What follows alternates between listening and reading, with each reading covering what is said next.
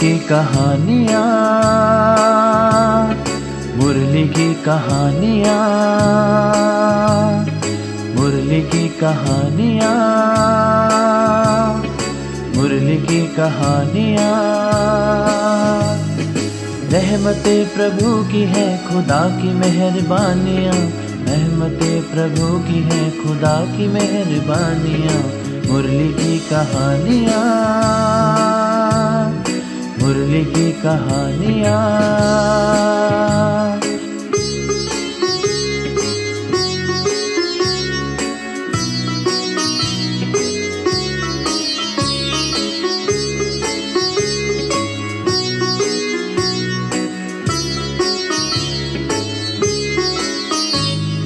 गहरे भेद खोलती, श्रीमुख से बोलती, जोड़ती अध्यात्म से प्रेम रंग घोलती। गहरे भेद खोलती, श्रीमुख से बोलती, जोड़ती अध्यात्म से प्रेम रंग घोलती। सद्गुणों की खानियाँ, ये मुरली की कहानियाँ, मुरली की कहानियाँ, मुरली की कहानियाँ, मुरली की कहानियाँ, मुरली की कहानियाँ।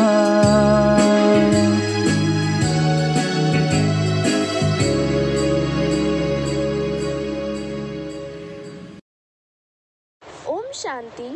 प्यारे भाई और बहनों, आज हम आपके लिए पुराण की एक और प्रसिद्ध कहानी लेकर आए हैं जिसका शीर्षक है दधीची। दधीची एक ऐसे ऋषि थे जिन्होंने अपने आप को विश्व कल्याणार्थ अर्पित कर दिया। हर समय असुर और देवताओं के बीच युद्ध चलता रहता था। स्वर्ग का राज्य भाग्य सदा के लिए देवताओं से लेने के लिए असुरों ने देवताओं के अस्त्र शस्त्र चुराने का षड्यंत्र रचाया। वह एक के बाद एक उनके शस्त्र चुराने लगे। कुछ समय पश्चात जब देवताओं को खोते हुए शस्त्रों का पता चला तो वह उन्हें छिपाने हेतु सुरक्षित स्थान ढूंढने लगे। इंद्र जी और अन्य देवतागण दधीची ऋषि से मिले और उनसे आग्रह किया कि वे देवताओं के सारे अस्त्र शस्त्र अपनी निगरानी में सुरक्षित रखें। जब जरूरत होगी तो वे हथियार उनसे मांग लेंगे। दधीची ऋषि ने तुरंत स्वीकृति दे दी और देवताओं के शस्त्रों की खड़ी हिफाजत करने लगे। निश्चिंत देवतागण बहुत समय तक शस्त्रों के बारे में पूछने तक नहीं आए। दधीची ऋषि को विश्व भ्रमण करके पुण्य क्षेत्रों का दर्शन करने का संकल्प आया, लेकिन शस्त्रों के संरक्षण की जिम्मेदारी अभी भी दधीची जी पर थी। इसलिए दधीची ऋषि ने सारे शस्त्रों को जलाकर राख कर दिया और उनकी राख को निगल गए। ऐसा करके शस्त्रों की सारी शक्ति सूक्ष्म रूप से दधीची ऋषि के सारे शरीर में फैल गई और उनका शरीर अति शक्तिशाली बन गया। उसके बाद वे अपनी पत्नी के साथ तीर्थ यात्रा पर चले गए। कुछ समय पश्चात वृत्रासुर नामक असुर का कहर बढ़ गया, लेकिन वृत्रासुर को हराने के लिए देवताओं के पास उनके शस्त्र तो थे नहीं। इसलिए देवतागण ऋषि के पास पहुंचे और उनसे अपने शस्त्र वापस मांगने लगे। लेकिन दधीची ऋषि ने उन्हें सारी बात समझाई और कहा कि जब उनकी पत्नी घर पर ना हो तो तब आना। देवतागण ऋषि की पत्नी की अनुपस्थिति में पुनः पधारे। दधीची ने अपने को जलाने के लिए योग बल द्वारा अग्नि को उत्पन्न किया और देवताओं से कहा कि उनकी हड्डियों से अस्त्र शस्त्र बना लें। इस कार्य से उनको कोई पाप नहीं लगेगा। ऐसा कहकर उन्होंने अपने आप को अग्नि में जला दिया। दधीची ऋषि की हड्डियों से देवताओं ने अनेक तरह के अस्त्र शस्त्र बनवाए। उनकी रीढ़ की हड्डी से एक बहुत ही शक्तिशाली हथियार बना जिसका नाम पड़ा वृजा युद्ध। दधीची जी ने योग बल द्वारा देवताओं के शस्त्रों को और भी महिमापूर्ण बना दिया और उनको पद्म गुणा योग्य बना दिया।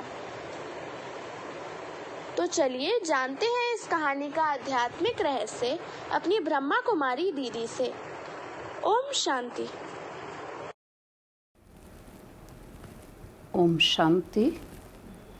अभी अभी हम सभी दधीची ऋषि जी की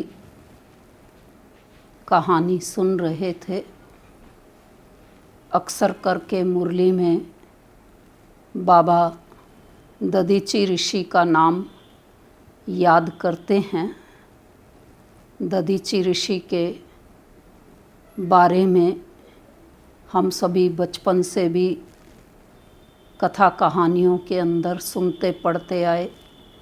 मुरली में भी दधीची ऋषि का नाम हमने सुना, लेकिन दधीची ऋषि के बारे में जैसे अभी हम सुन रहे थे कि उन्होंने विश्व की सेवा के लिए स्वयं को अर्पित कर दिया, समर्पित कर दिया, क्योंकि देवताओं और असुरों के बीच में कथा के अनुसार बताया गया कि लगातार युद्ध चलता ही रहता था और असुरों की हमेशा इच्छा बनी रहती थी कि वो देवताओं के अस्त्र शस्त्र ले लें। लेकिन जब वो देवताओं के अस्त्र शस्त्र चुराने की इच्छा करने लगे, तब उनसे बचने के लिए सारे देवी देवता जो हैं, देवता सब दधीची ऋषि के पास गए और अपने अस्त्र शस्त्र की सुरक्षा करने की विनती की। तो कहते कि दधीची ऋषि ने सहर्ष उनके प्रस्ताव को स्वीकार कर लिया और वो बड़े दिल से अस्त्र शस्त्र की सुरक्षा करने लगे। और इस बीच में देवी देवता भी भूल गए अपने अस्त्र शस्त्रों को। और जब एक लंबा समय व्यतीत हो गया और दधीची ऋषि के मन में पूरे विश्व का भ्रमण करने की, पुण्य अर्जित करने की इच्छा पैदा हुई, तो अपनी धर्म पत्नी को साथ लेकर जब वो जाने लगे तो सोचा कि इन अस्त्र शस्त्रों को कैसे सुरक्षित किया जाए। तो उसको जलाकर उसकी राख उन्होंने स्वयं में समा ली और इस तरह से सूक्ष्म शक्तियाँ अस्त्र शस्त्र की उनकी देह में चली गई थी और सारा शरीर ही उनका शक्तिशाली हो गया, जैसा हम कहानी के अंदर सुन रहे थे।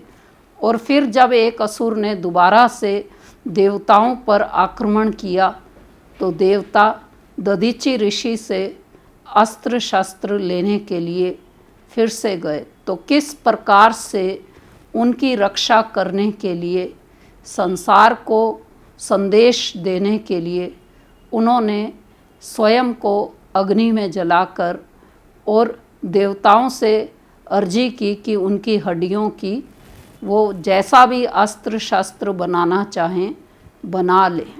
तो ये कहानी के अंदर हम सभी अभी सुन रहे थे। तो प्यारे बाबा भी हमको समझाते हैं कि बच्चे, यज्ञ सेवा के अंदर तुम बच्चों को दधीची ऋषि के समान हड्डी हड्डी लगानी है।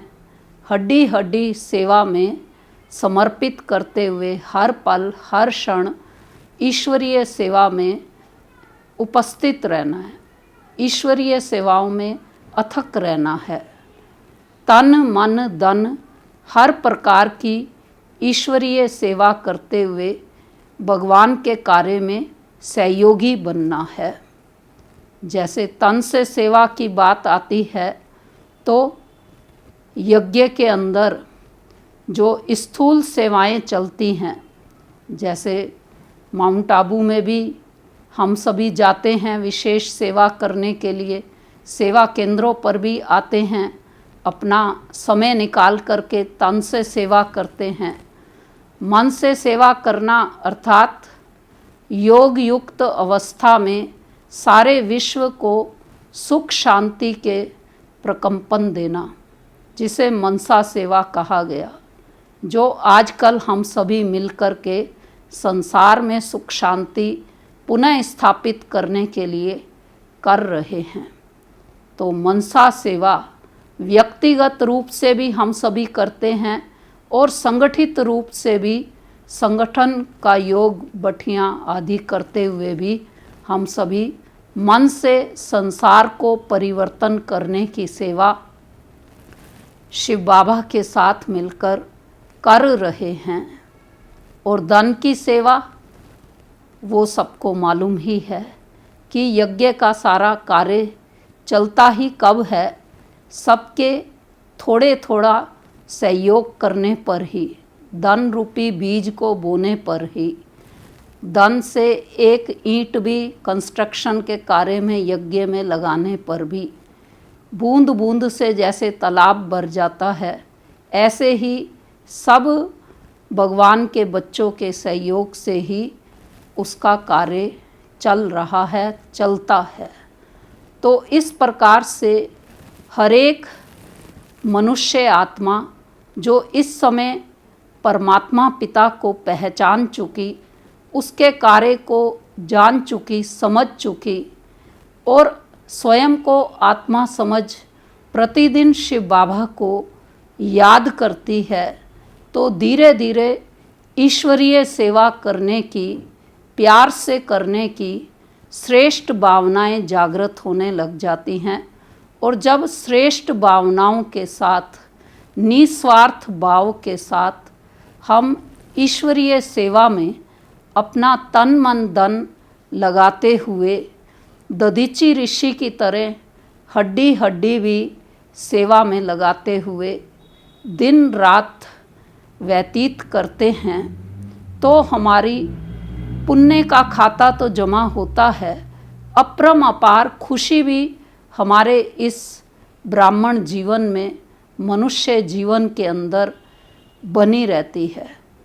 प्रभु के कार्य में सहयोगी बनना, उसकी ईश्वरीय सेवाओं में दधीची ऋषि के समान हड्डी हड्डी लगाना, अर्थात तन मन धन समय श्वास संकल्प संपर्क संबंध में सबसे सेवाओं में सहयोगी बनना कितना बड़ा सौभाग्य है हम सबका, जब हर प्रकार से उसके कार्य में सहयोगी बनते हैं और दधीची ऋषि की तरह अपना हम सौभाग्य प्राप्त कर रहे।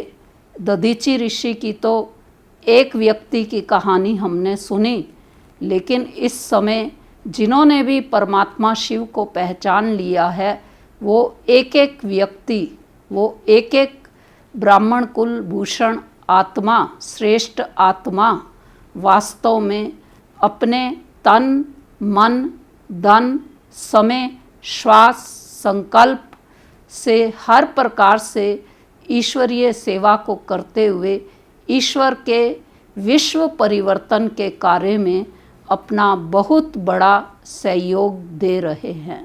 तो हम सब भी सहयोगी बने, आह्वान करते हैं आप सब भी अपना सहयोग ईश्वरीय कार्य में अवश्य दें। ओम शांति।